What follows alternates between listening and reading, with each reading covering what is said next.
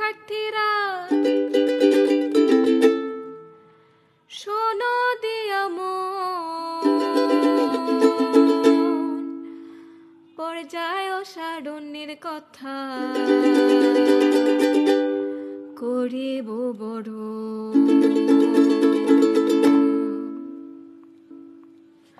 আরে মেন্ডেলিফ ছিল যে ভায়া রসায়নবিদ, বানাইয়াছে মৌল দিয়া পিরিয়ডিক টেবিল। শ্রেণী আর পর্যায়ে ভাগ করার আছে যে রীতি, আধুনিক পর্যায় সারণীর হবে পরিচিতি। কিন্তু আপু, এই পর্যায় সারণী জেনে কি লাভ? আরে পর্যায় সারণীর ভায়া আছে অনেক মজা, শ্রেণীর একটা মূল জানলে বাকি গুলা সোজা।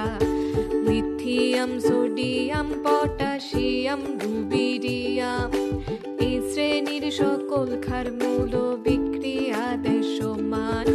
দ্বিতীয় শ্রেণীর মৌলগুলা মাটিতে যে রয়, মৃৎক্ষার ধাতু নামে যে ভাই তাদের পরিচয়। বেরিলিয়াম, ম্যাগনেসিয়াম, ক্যালসিয়াম আর স্ট্রনসিয়াম, রেডিয়াম দিয়া চিকিৎসা হয় ক্যান্সার ও ব্যারাম। বাহ, এখন তো সহজ হয়ে গেল। पर শেষে শ্রেণীর মৌলগুলা বিক্রিয়া না দেয়, নিষ্ক্রিয়তায় গ্যাস আকারে তাদের পরিচয়। এটি আগের শ্রেণীর মৌল দিয়া লবণ তৈয়ার হয়, অধাতু হ্যালোজেন নামে তাদের পরিচয়। লবণ হইতে অধাতুর সাথে ধাতু প্রয়োজন, প্রথম শ্রেণীর প্রতি যে ভাই তাদের আকর্ষণ।